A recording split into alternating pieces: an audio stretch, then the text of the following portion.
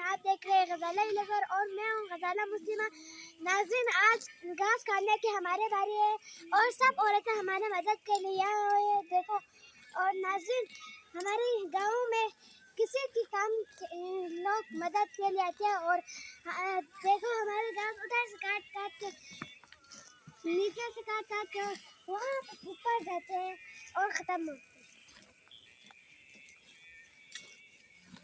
10-20 के सब चाय पीने उस नीचे जाएंगे।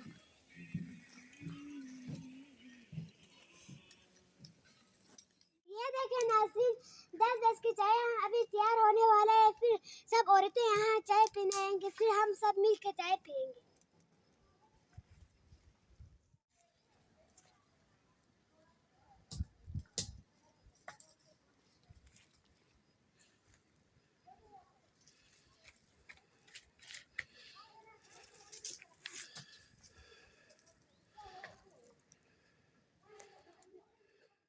तो सब मिलकर चाय पी रही है। देखो